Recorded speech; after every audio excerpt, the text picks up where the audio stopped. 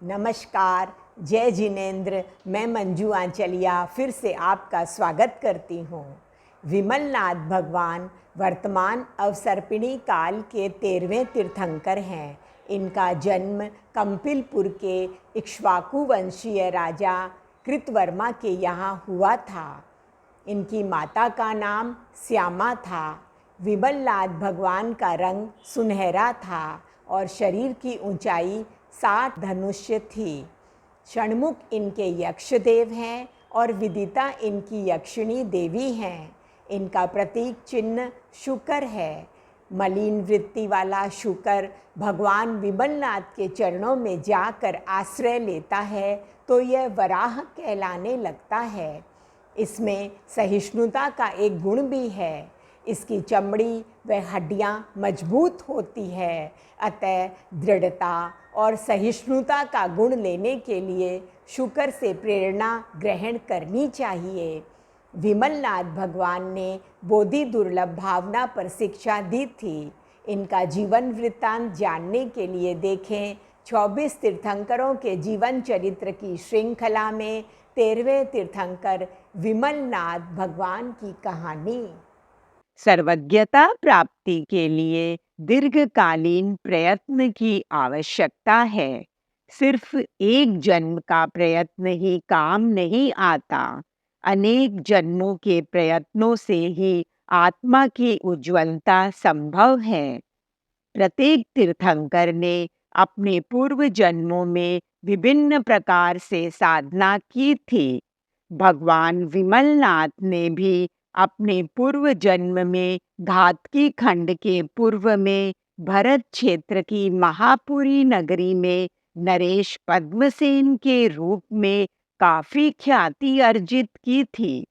आचार्य सर्वगुप्त के पास दीक्षा लेकर 20 स्थानकों की आराधना की और तीर्थंकर नाम कर्म का उपार्जन किया।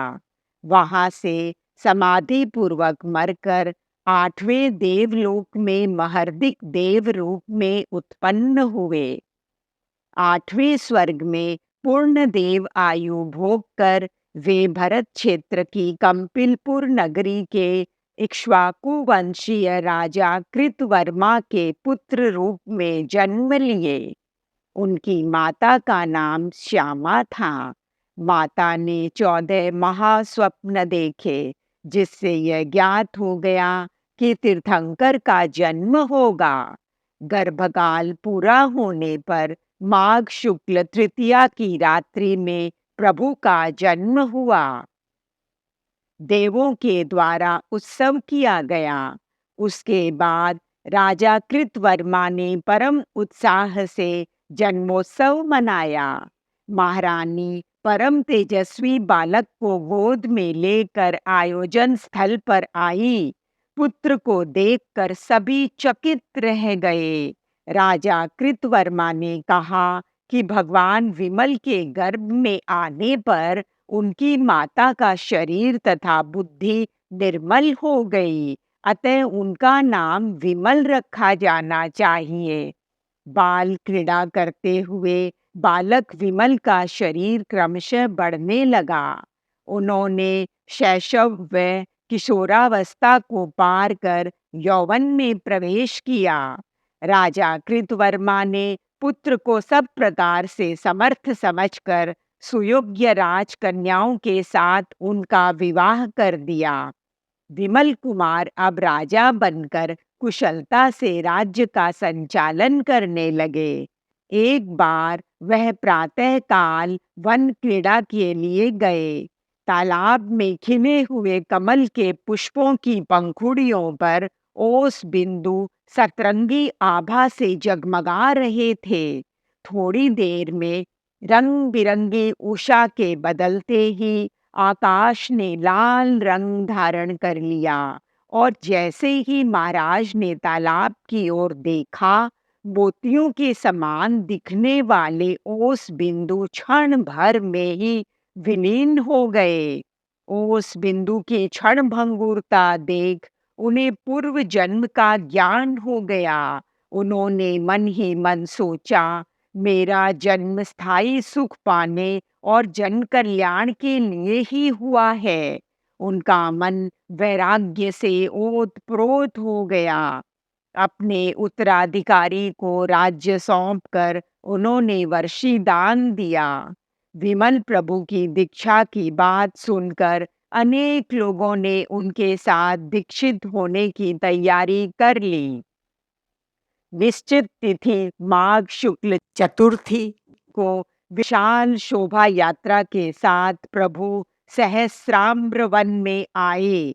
प्रभु के उस दिन बेले का तप था। उन्होंने पंचमुष्टि लोच किया तथा सिद्ध भगवान को नमस्कार करके दीक्षा ग्रहण की। दूसरे दिन धान्यकूट नगर के राजा जय के यहाँ उन्होंने खीर से पारणा किया। केवल ज्ञान प्राप्त होने पर विमलनाथ भगवान ने धर्म तीर्थ की स्थापना की। विमलनाथ भगवान ने बोधि दुर्लभ भावना पर शिक्षा दी, अर्थात 84 लाख जीव योनियों में भ्रमण करते हुए मनुष्य भव पाना बहुत दुर्लभ है। फिर धर्म सुनने का अवसर, धर्म सुनने पर देव गुरु तथा शास्त्र पर श्रद्धा होना एवं श्रद्धा होने पर संयम एवं स्वाध्याय में प्रवृत्ति करना, यह अत्यंत दुर्लभ संयोग है। अतः मनुष्य जन्म मिलने पर धर्म बुद्धि की प्राप्ति कर मनुष्य को आत्मा में सम्यक दर्शन रूप सद्बोधि का प्रकाश जगाना ही मुख्य लक्ष्य होना चाहिए। इस प्रकार हजारों वर्षों तक उन्होंने ज्ञान का प्रकाश फैलाया और अंत में 60 लाख वर्ष की आयु में सम्मेद शिखर पर निर्वाण प्राप्त किया। तीसरे वासुदेव स्वयंभू तथा बलदेव बलभद्र उनके तीर्थ काल में हुए। धन्यवाद।